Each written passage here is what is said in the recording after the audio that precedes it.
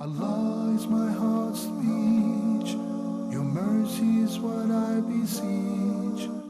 Keep in my heart your remembrance, and in your deen allow me to advance.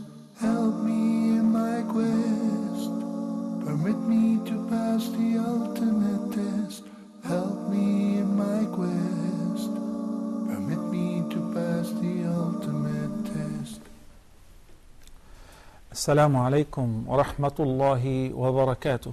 بسم الله الرحمن الرحيم. الحمد لله رب العالمين والعاقبة للمتقين ولا عدوان إلا على الظالمين، والصلاة والسلام على سيد الأولين والآخرين نبينا محمد وعلى آله وصحبه أجمعين. Praise be to Allah alone. We all praise Him and we seek His help. Whomsoever Allah guides is the truly guided one, and whomsoever Allah leaves astray, no one can show him guidance. May the best peace and blessings be upon Prophet Muhammad sallallahu alaihi wasallam. Dear viewers everywhere, welcome to a new edition of your program Ask Huda. We ask and we try our best to answer in the light of the Quran and the sound Sunnah of our most beloved Prophet Muhammad sallallahu alaihi wasallam. You can do that via one of two things: calling on a phone number, area code 002-0238-55248-249, or you can email us at ask@huda.tv. Barakallahu feekum. I had a couple of pending questions from the previous episode. Farheen from United Arab Emirates was asking about the permissibility of wearing silver and platinum rings for men. I say, and Allah knows best, what is prohibited for men is wearing gold and silk. This is what the Prophet ﷺ specified as far as what to wear and what not to wear. He held gold in one hand and silk in the other hand and said these two items are prohibited for men in my ummah, and they are permissible for women to wear and enjoy wearing them. Platinum isn't gold. Sometimes gold, the yellowish gold, is treated to be whitened, so it is called white gold. The same ruling applies to that. It will be prohibited for men to wear because originally it is gold. Whether it looks yellow or it looks white, as long as it is gold. But platinum is different. So platinum for men is permissible to wear the ring or the glasses or anything out of or buttons made out of platinum or silver, and the Prophet ﷺ used to have a ring of silver. Radwan from United Arab Emirates had a question pertaining hand sanitizer. He said if the hand sanitizer contains alcohol, and basically every hand sanitizer will contain alcohol, is it permissible? I say, and Allah knows best, yes, it is permissible, because the alcohol which is used here is used as a topical application, as a sanitizer. It's not used for drinking. So it's not intoxicant. And by the way, the chemical structure for this is different than the alcohol that is intended for drinking.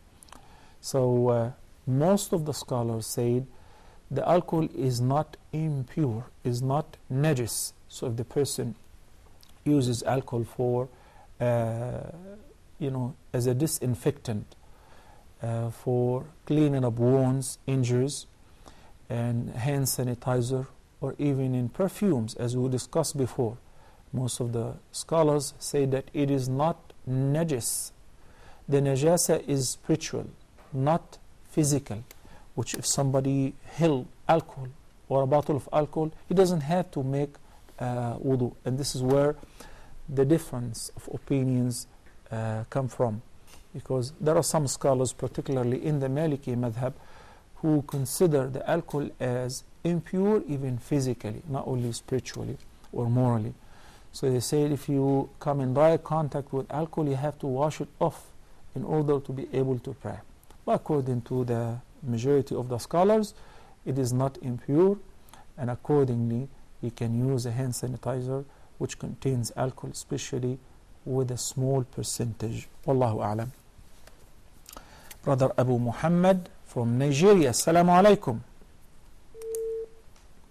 Okay, Abu Muhammad, please try again. And do not forget our regular advice to mute your TV set once you start talking on the phone. Brother Rami from Egypt, Assalamu alaikum. Alaikum salam wa rahmatullahi wa barakatuh, Sheikh. How are you, Rami? Alhamdulillah, I'm good, Sheikh. How are you? Great, alhamdulillah, thank you for asking. First of all, my question was regarding in each ayah and the last ayah of each ayah in the Quran. I noticed how there's tashkil on the last letters, even though there isn't any you don't pronounce it, or most of the time you don't pronounce it. So I just wanted to know how come that is, and how does that relate to how the Quran was passed on over the years, and how it was memorized if you don't even pronounce like the last tashkil of each letter of the ayah. And second of all, I was just asking regarding the punishment of the grave. As we know, there are specific major sins, and they result in the punishment of the grave. But if a Muslim does like the 5 pillars of Islam, and he only does like a bunch of minor sins, as if like cursing perhaps, or stuff like that. So I just wanted to know if that results in if that could result him in getting punishment in the grave. I will inshallah answer you right now, but I would like to ask you, do you consider cursing a minor sin? Well, it depends. Like I just it depends whether like what exactly. What kind of cursing?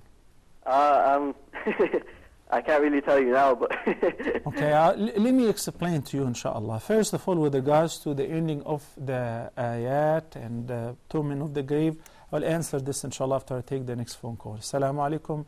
We have Zahra from Malaysia.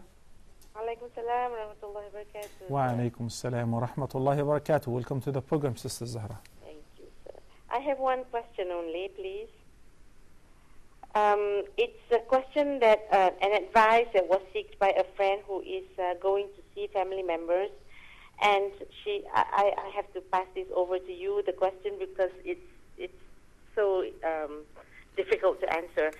She is going to see family members, an uncle who married a lady who did not become Muslim, and their son is now into gambling.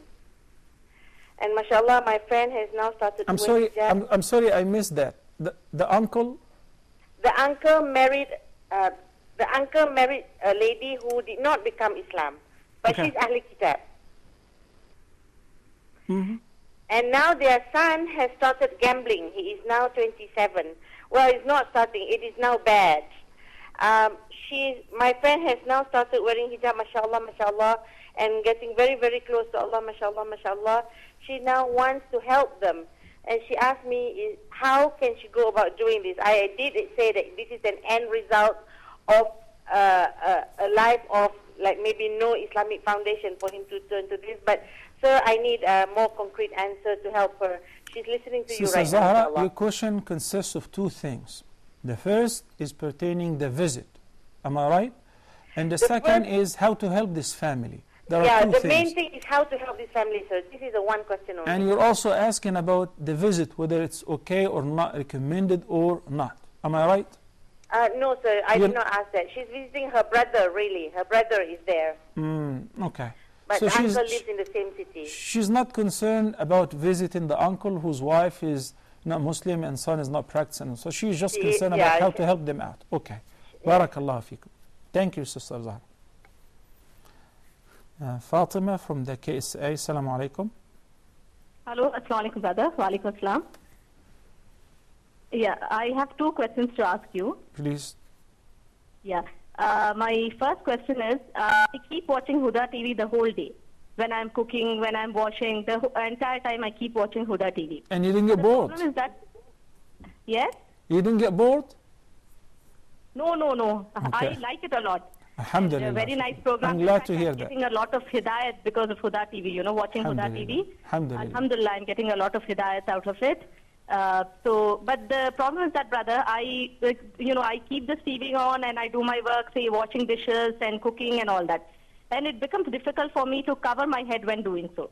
So I wanted to ask you, is it necessary that I cover my head when watching or hearing to Quranic ayat or say Islamic programs? That is my first question. Okay, Fatima, barakallahu feek.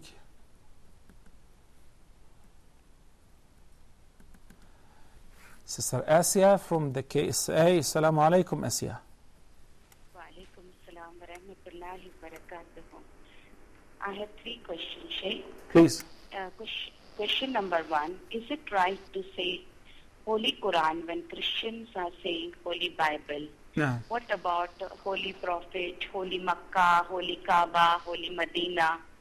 Question number 2, Islam, what about those people who leave Islam and accept another religion? What is the ruling on that? Question number 3, one of the prominent lecturers, Dai, whose TV channel is very famous, he also comes on Huda TV. Few people, they are trying to blame him by cutting his coat and then putting some other context and saying that he's seeing some wrong hadiths and explanation. What to do in certain conditions and how to advise them. Asia, please, would you please re-explain your 3rd question? I get the 1st and the 2nd right.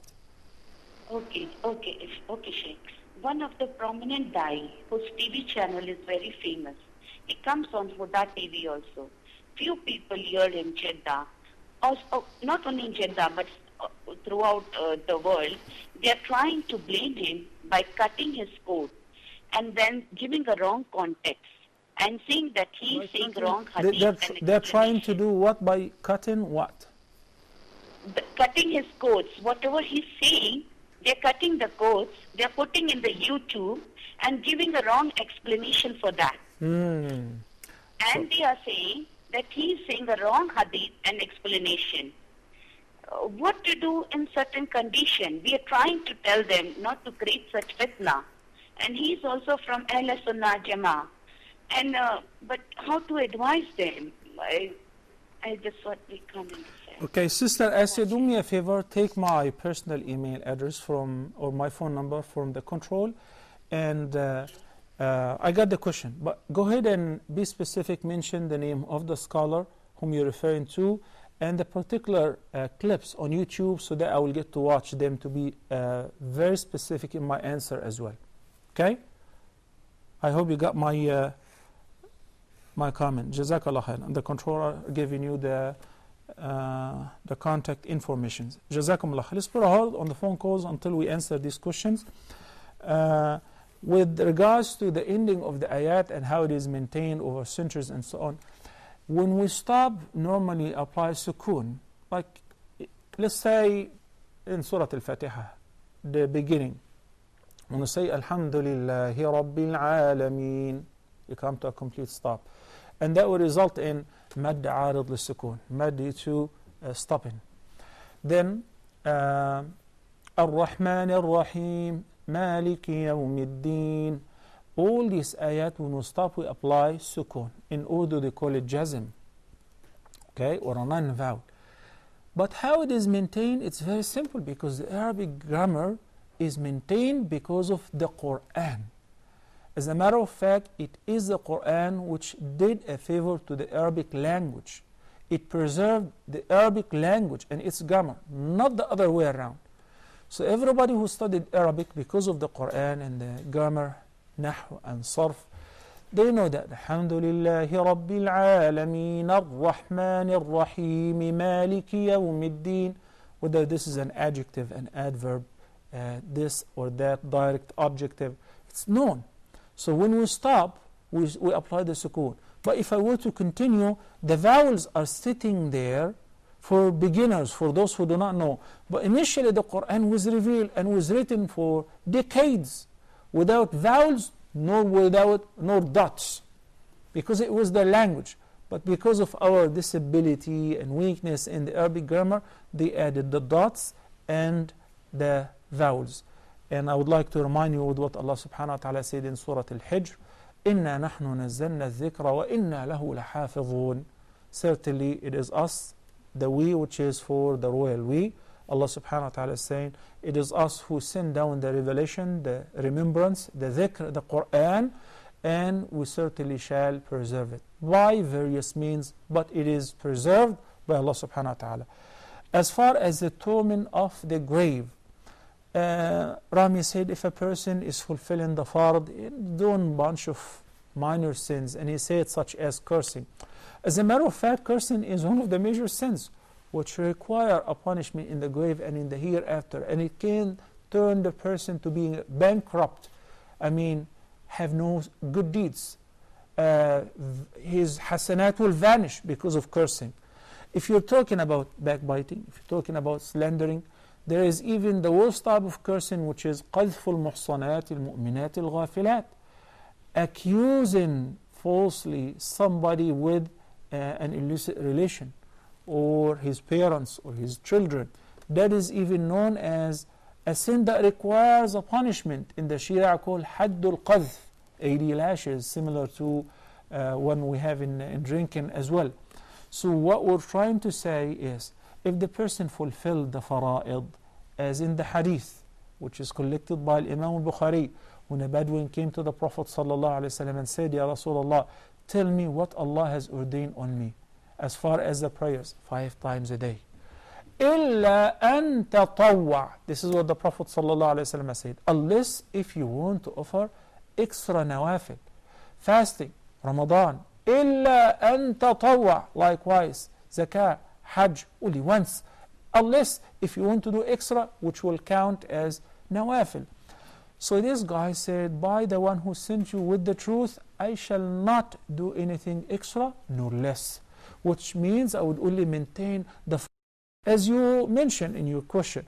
So the Prophet ﷺ said in one narration, أَفْلَحَ وَأَبِيهِ إِن صَدَقَ. In another narration he said, if any of you would like to see or look at one of the dwellers of heaven, he is one of them, if he were to fulfill or to stick to what he did. So maintaining the fara'id properly and on time without shortcomings will guarantee salvation and security on the Day of Judgment, inshaAllah, and also in the grave. But there are specific sins which may incur the punishment of the grave, such as not giving zakah, the mandatory alms. The Prophet ﷺ spoke a lot about that. Backbiting, slandering, giving a false testimony. So if the person fulfills what Allah has ordained and avoids the major sins and frequently repents from the minor sins, then he will be saved. As Allah subhanahu wa ta'ala says, إن تجتنبوا كبائر ما تنهون عنه نكفر عنكم سيئاتكم وندخلكم مدخلا كريما. Surah An-Nisa. If you guys تجتنبوا كبائر ما تنهون عنه, if you avoid the major sins which you are forbidden from doing, slander, backbiting, false testimony, drinking, gambling, committing adultery, if you avoid these major sins, نكفر عنكم سيئاتكم, we will expiate for you your minor sins. وَنُدْخِلْكُمْ مُدْخَلًا كَرِيمًا, and we will admit you into a noble entry, which is paradise. May Allah make us amongst the dwellers of paradise. Zahra from Malaysia. The sister whose uncle is married to a non-Muslim and the son is not really on the straight path and so on. And she's inquiring how to give them da'wah. On the last episode, Sheikh Yusuf spoke in details about giving da'wah to non-Muslim families or family members who are not Muslims or not practicing Islam. And I would like to remind, with our duties towards others, whether non-Muslims or Muslims who are not practicing what Allah subhanahu wa ta'ala have ordained. Number 1, al-balagh, deliver the message, inform them but properly as Allah subhanahu wa ta'ala prescribed. أدعو إلى سبيل ربك بالحكمة والموعظة الحسنة.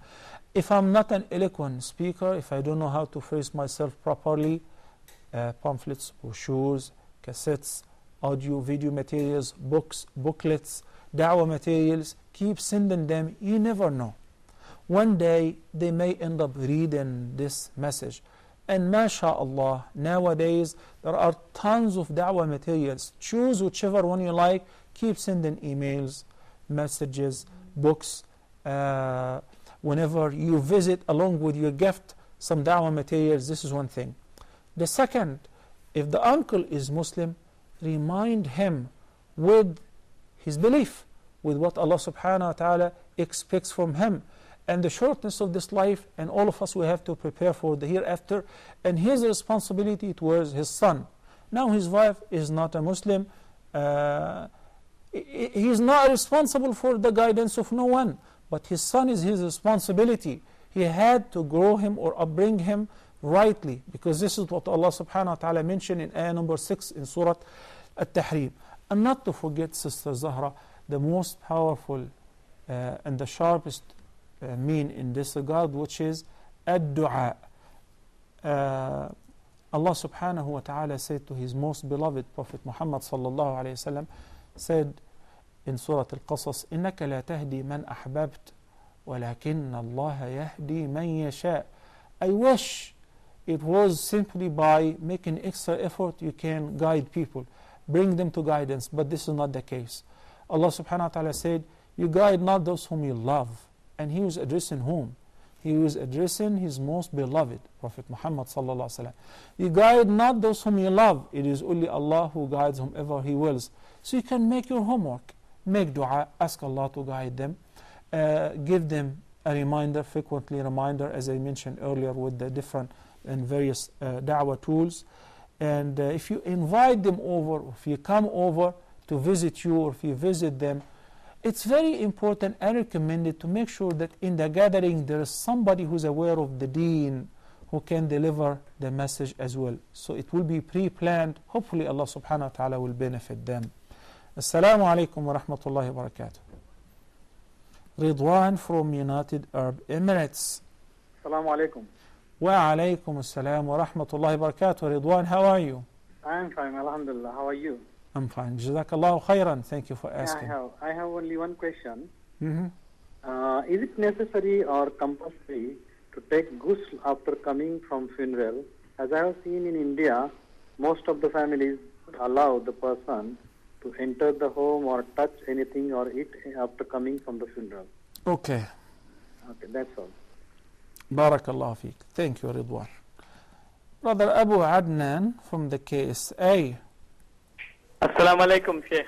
Wa alaikum assalam wa rahmatullahi wa barakatuh. How are you, brother? Fine, alhamdulillah, Sheikh. I am calling from Riyadh. Ahlan wa sahlan. Really, I am very impressed with your program.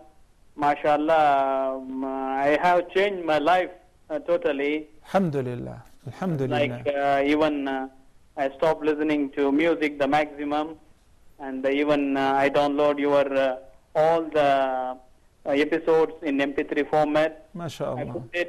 I use the music in Hadith, and to have more to listen to Islam and practice in my life. Alhamdulillah. Alhamdulillah, I am very impressed with you. I feel that Allah has given you the opportunity to have all the life spending for the Islam. Ya I too pray the same, to give me the opportunity, inshallah, to satisfy Allah. This is my dua. I need you to pray for me also and family, for all Muslims, to change their life, to know about the judgment days and everything. So I have Jazakallahu khairan, Abu Adnan. I have a little comment, which is, whenever I get a message like that, it scares me. Of course it pleases the heart of any and every person to be praised and admired, but wallahi, I swear to Allah, it scares me, because this is a big responsibility. And I want to share with you something that it reminds me that no one is safe from changing, from going astray. So that if you want to do me a favor, if you like me, and if you think that this program was helpful, ask Allah subhanahu wa ta'ala to keep us steadfast on the straight path. The thing which worries me the most is this dua of the Prophet sallallahu alaihi wasallam, which he used to make all the time. Oh Allah, keep my heart firm on your deen. Oh Allah, keep my heart firm. Thabbit qalbi. And this was Prophet Muhammad sallallahu alaihi wasallam. So it scares me that one day, God forbid, the person will change. And these guys say, you remember? You guided us to this. You told us to do the right thing. Alhamdulillah, became rightly guided because of the program, because what you said. and the person himself is not practicing. So please ask Allah subhanahu wa ta'ala to pardon us, forgive us our sins, and keep us all steadfast on His straight path. Jazakallah khair. Abu Adnan, do you have a question? طيب. Wow. And following caller is Adnan, but this time is from United Arab Emirates. Assalamu alaikum wa rahmatullahi wa barakatuh. Alaikum assalam wa rahmatullahi wa barakatuh. Adnan. I need to two questions from me. Please. The first is actually my husband is a revert, and he actually when we met, we were not practicing. I was not a practicing Muslim, but he took Shahada in an Islamic center, and the purpose was purely to marry me. So is this Shahada accepted by Allah subhanahu wa ta'ala? Because I was not practicing, and he was did not practice immediately as soon as he took Shahada. But you were born in Islam? Yes. Okay. I cannot hear you, Sheikh. Whatever you respond, I cannot hear you. Okay. You said you have two questions. What is your second question? Yes, the other one is Surah Al-Mulk, Sheikh. Is it, do you need to recite it after Maghrib or Isha? I mean, any specific time, like when they say in the night. I'm sorry, I missed that. In Surah Al-Mulk, which ayah are you referring to, and what is the question? The question is, do we have to recite it after Maghrib or after Isha? Since they say to recite it in the night. Okay. I want to know the exact timing. Okay, I got your question. Jazakallah khairan. Wajazakum. Thank you, Adnan from United Arab Emirates. Fatima from the KSA, the sister who called earlier, mashallah, she says that she tunes into Huda TV 24/7, mashallah. And she says she enjoys watching the various programs and listening to the Quran, the Adhkar, the Hadith, etc. But she says she finds it difficult to keep the head cover on while she's watching the program or listening to the Quran or the Hadith. You don't have to. This is some cultural tradition. But in fact, at home, if you are by yourself, with your family members who are your children and your husband or your maharim, you don't have to keep the hijab on. You don't have to cover your head. Only the awra part, as you know. So in this case, if you're listening to the Quran, you don't have to wear a scarf. Only if you are going to pray. Whether you are reading the Quran or listening to the Quran, it is not necessary to wear the hijab. If you want to, may Allah bless you, thank you so much, but it is not required to do so. I know that a lot of people find it difficult to break their cultural traditions, but my role is to tell you this is not a mandate in Islam. Only if you are going to pray at home, because I said at home because at home you don't have to wear hijab. Only if you're going to pray, you must wear the hijab, except for the hands and the face. You have to show that in the prayer. But listening to the Quran or reading the Quran, you don't have to wear the hijab or cover your head. Barakallahu fiki Fatima, and thank you so much. Jazakumullah khairan, all of you. Let's take a short break, and inshallah we'll get back to you in a couple of minutes, so stay tuned.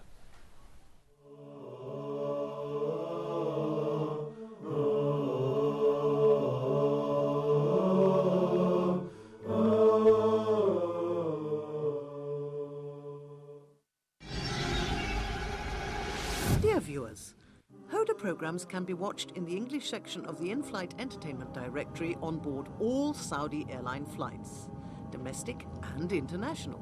Sit back, relax and enjoy watching Huda's entertaining and enlightening shows on your trip. Huda wishes you a safe and successful journey.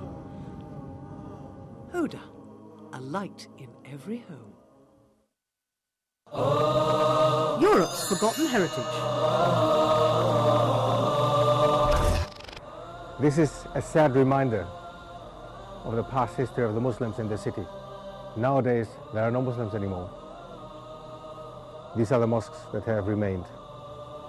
And it is really sad. Wait a second, this is Morocco. No, this is Tunisia, Algeria, North Africa, Egypt. No, this is all Europe, and this is all part of Spain. Islam spread first in Africa, and then from Africa it came over to Europe, and then it did developing work in Europe. Now, we look the other way around nowadays. The compass was invented by the Muslims. Many important inventions came from the time of the Muslims on the Iberian Peninsula. Instead of people becoming less in battles, as we normally know, as we know in battles obviously people die, but no, what was happening? The Spaniards recognized and realized the superiority of the Muslims and the treatment that the Muslims gave to the Christians and the Jews in Spain at that time, that they happily accepted Islam, many of them. An Ottoman fountain, as we've seen it before in other places in Greece. Now, it has some Arabic on top, as well as it had some Arabic down where the tap used to be, or where the water was coming out. Pack your bags, grab your passports, and join Dr. Steph Keris as he takes us through Europe and rediscovers Europe's forgotten heritage, only on Huda TV.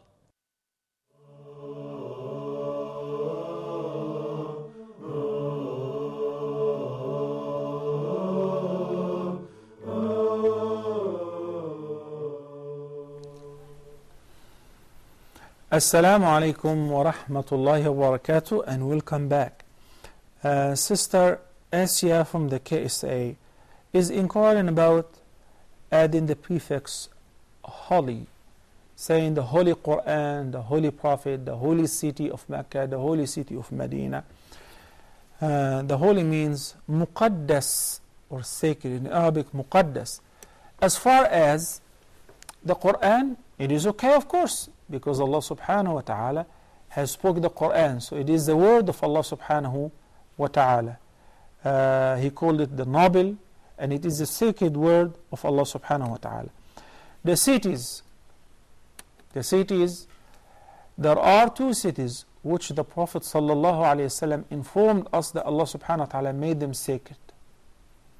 Number one, the city of Mecca, because Ibrahim alayhi salam invoked Allah subhanahu wa ta'ala and said, رَبِّ جَعَلْ هَذَا بَلَدًا آمِنًا. O Allah, make this city a safe and a sacred city. The Quran spoke about that. And the Prophet sallallahu alayhi wasallam, when he migrated to Al-Madinah, he said, O Allah, indeed your Prophet Ibrahim alayhi salam have invoked you to make Mecca haram. Haram means sacred, holy. And you answered, and I'm invoking you to make Al-Madinah, this city, a sacred city as well. And Allah subhanahu wa ta'ala answered his dua, sallallahu alayhi wasallam, between the two mountains or the two entrances of Al-Madinah is a haram. What's in between them, the whole Medina is a haram. So it's a sacred, or you can call it the holy city of Mecca, the holy city of Medina. There is no problem with that. Assalamu alaikum wa rahmatullahi wa barakatuh. Arij from the KSA. Yes. Assalamu alaikum. Assalamu alaikum. Wa alaikum assalam ya Arij. How are you? Fine. Alhamdulillah. How are you? I'm just fine, and listening to you is making me even finer. Okay, I'll tell you my question. Please. Should we not pray or read Quran 15 minutes before Maghrib prayer? I heard we should not pray when sun is setting or rising. Okay. Second question, is there any 2 rakat prayer after Fajr, prayer after sunrise? Is there any? Is there any 2 rakat prayer after Fajr, prayer after sunrise? Oh, okay. I got your question. Okay, thank you, Arij. Thank you, Arij. Barakallahu fiki. This is exactly what we would like every Muslim family to do. Involve your youngsters, your children in these kind of activities. Encourage them to call in. Even if you have a question yourself, encourage your child to call in or to inquire about it, not necessarily ask Huda, ask any sheikh, to be concerned, is this halal, is this haram? Train them to get used to that, to think and ask before they do anything. Because in our contemporary time, youth, they just do what they think it's okay, whether it is okay or not okay. With the access to this internet and online activities, whether Facebook and Twitter and this and that, the world has become a small village. So they see what's happening here and there and what's been practiced in various parts of the world. And in most places, people do not care the least about halal and haram and about deen or sharia. So our children also get affected by that. In the past, the peer pressure was limited to the school or to the club or to the neighborhood, but now it is much greater and bigger than that. It is the peer of the youth worldwide, especially online. So we would like to bring our children into this area where they think about Allah subhanahu wa ta'ala before doing anything or not doing anything. Am I doing this for Allah? Is this act going to please Allah? What if I don't do this and I abstain from that? Why? For the sake of Allah. Will I be rewarded or not? So that's why this phone call from Arij is making me the happiest, as I mentioned earlier. Barakallah fikum. Assalamu alaikum. Ahmed from Nigeria. How are you, Ahmed?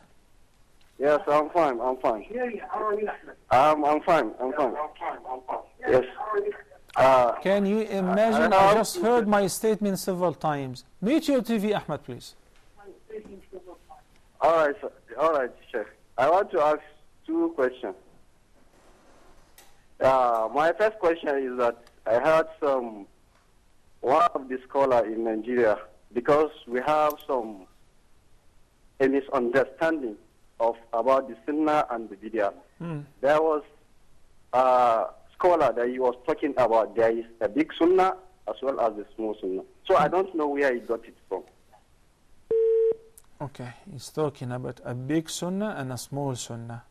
Perhaps he was referring to an emphatic Sunnah and a non-emphatic Sunnah. Sunnatu mu'akkada or ratiba and the Sunnah ghayru mu'akkada. And inshallah, hopefully, I will shed some light on that in order to explain the difference. But I wouldn't call it a small Sunnah though.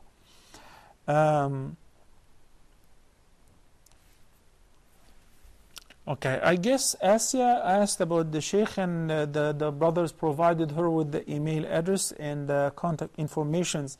But I just want to say that we got to be careful with judging people through clips online on the YouTube or any other website. It's very easy to cut and paste, take things out of context. And I cannot just be very careful with every statement I make, expecting that somebody may cut it from here or take it from there, take anything out of context and paste it or post it online. Then people will judge me as I've changed my deen or I'm propagating for bid'ah. So you have to listen to the whole context and know what he's talking about. And this happened almost to every sheikh. And that's why I say just take it easy and be very careful before you become judgmental. And if somebody committed an error, it would be nice to review that with him or with her. Write to him or write to the firm in which he is stemming from. If it is Huda TV, Peace TV, Guide Us TV, write to them and say, there is a feedback email. Say, what did you say in this regard? Is this Sunnah or this Bid'ah? We have many questions like that, alhamdulillah, shukla, and we handle many of them as much as we can, and we explain to the people. It doesn't mean that every single time we convince them that you misunderstood and I'm right. I may be wrong. If Imam al-Shafi'i, Muhammad ibn Idris al-Shafi'i, may Allah have mercy on him, the great Imam, who is admired by all the scholars of his era, says, my opinion is right and my opponent's opinion is wrong. This is what he says. He says, my opinion is right, but it could be wrong. And my opponent's opinion is wrong, but there is a possibility that it may be right. Barakallah fikum. Assalamu alaikum. Brother Riyadh from Kuwait. يا رياض. Hello, Assalamu alaikum. وعليكم السلام ورحمة الله وبركاته. How are you? Alhamdulillah, I'm fine, thank you, and thanks for asking, Sheikh. بارك الله فيكم. Go ahead. I have two questions, Sheikh, and my first question is, though we are, alhamdulillah, we are having our jobs in Kuwait, I have a small business or an apartment, a shop which I have let it out for rent, and in that shop there is a ladies' salon and a gents' salon. And I'm taking a rent out of that shop. So is it halal income to get from ladies' salon and gents' salon? Or shall I now give more of my shop's rental to the ladies' salon? Is it halal income or haram income? This is one question. My second question is, one of the TV programs that we hear, it says the Prophet ﷺ used to make dua against a person before going to ruku, and if it was for the person, then he was getting up from the ruku and doing that dua. This can be done in any kind of salah or any particular nafil, or what kind of a salah it has to be done. I'd like to have your views on this. Okay, barakallah fik Riyad.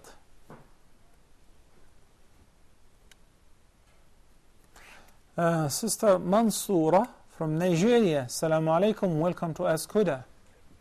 Wa alaikum salam, sir. Sir, please, I have two questions. Go ahead, Mansoura. I'm listening. Okay. The first question is, I want to ask, if someone died as a Muslim and some of his children now change to Christian, are they entitled to his property? Okay. Then the second one is not a question per se, but I enjoy your program and I pray the Almighty Allah to give you people more rewards. Then pray for us too. Always pray for Muslim in Nigeria. Jazakum Allah khairan. Thank you so much. Barakallahu fiki, Sister Mansoura. May Allah accept your dua. Barakallahu fiki. Walaki bimithli. Jazakum Allah khairan. Okay. Ridwan from United Arab Emirates called earlier and asked about, he says, in our culture in India that it is mandatory to perform ghusl after following the funeral. Is it true? No, it is not true.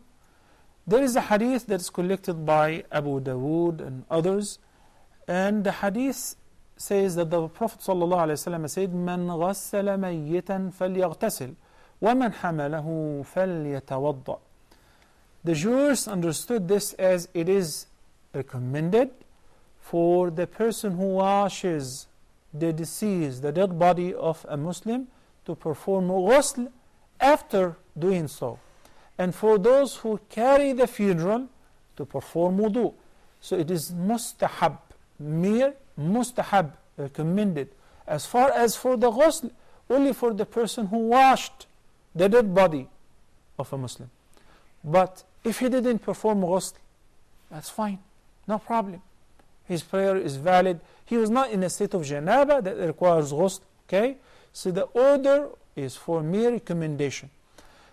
Ordinary people who attended the funeral or happened to participate in carrying or bearing the dead body even into the grave are not required to perform ghusl. Neither is it a mandatory nor is it even recommended. But in the hadith says, وَمَنْ حَمَلَهُ فَلْيَتَوَضَّأ. So it is recommended for the person who carried the dead body of a Muslim to the grave to perform wudu. This is the maximum we understand from this hadith. Sister Abdullah from United Arab Emirates. Assalamu alaikum wa rahmatullahi wa barakatuh. Wa alaikum assalam wa rahmatullahi wa barakatuh. Do you have questions, Sister Abdullah? Yeah, I have a question, Sheikh. I married 2 years, and I am still I not have a child. So, is there any specific dua, or I can, or also I am praying for Tahajjud namaz, and Alhamdulillah, watching your Huda channel and getting many things. But I want to know some specific dua if you can give me or suggest me. No, sure, inshallah. Abdullah, Yeah. from the Quran we were taught that frequently making istighfar, saying astaghfirullah, astaghfirullah al-azim, or astaghfirullah al-azim wa atubu ilayh, is one of the best means that will grant the person a goodly offspring. This is mentioned in the Quran. Second, there are a couple of supplications in the Quran, such as in Surah Al-Furqan, there is a beautiful dua.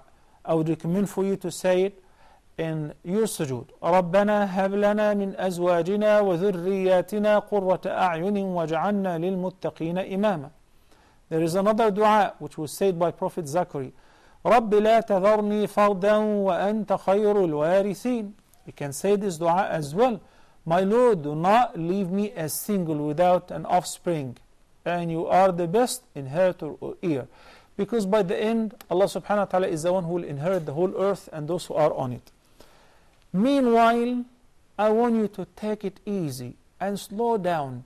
Do not, because the psychological pressure that you put on yourself or your family members, neighbors, and colleagues, or those who are around in the community, not yet, or haven't you tried, didn't you go to a doctor, why don't you try the in vivo fertilization? Everybody is suggesting something, is putting pressure. I want you to take it easy and figure out and be acknowledged that number one, Allah subhanahu wa ta'ala said in the Quran, يَهَبُ لِمَنْ يَشَاءُ إِنَاثًا وَيَهَبُ لِمَنْ يَشَاءُ الذُّكُورَ أَوْ يُزَوِّجُهُمْ ذُكْرَانًا وَإِنَاثًا وَيَجْعَلُ مَنْ يَشَاءُ عَقِيمًا. He grants whomever He wills boys, and He grants whomever He wills just girls, and He gives whomever He wills both boys and girls. Some people say, look at this guy, he's very poor and he has 10 kids or 12, while I'm very rich and I'm dying to have a child and I don't have any. That's His wisdom. No one argues with Allah subhanahu wa ta'ala pertaining His wisdom or His decision. Or if you want to argue, if any person wants to argue, argue. What are you going to do? Get something that Allah subhanahu wa ta'ala did not ordain for you? It will never happen. So being satisfied, pleased, and happy with whatever Allah decrees for you is the solution. It gives you comfort. It gives you a peace of mind.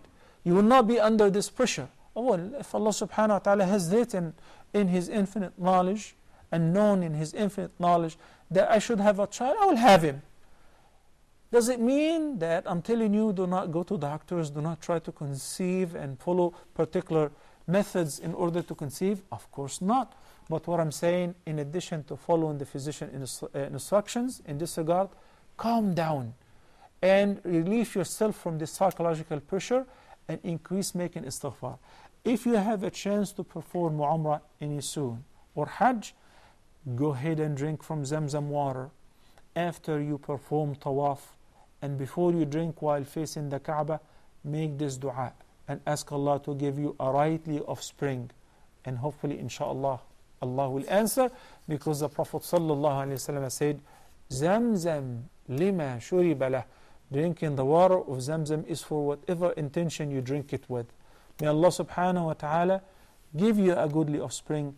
And all the Muslim couples who have been trying, they are married for a while and trying to have a child, may Allah subhanahu wa ta'ala please their hearts and bring comfort and peace to their minds and eyes by blessing them with a goodly offspring. Ameen. أقول قولي هذا وأستغفر الله لي ولكم وصلى الله على نبينا محمد وعلى آله وصحبه وسلم. And until next time, I leave you in the care of Allah. والسلام عليكم ورحمة الله وبركاته.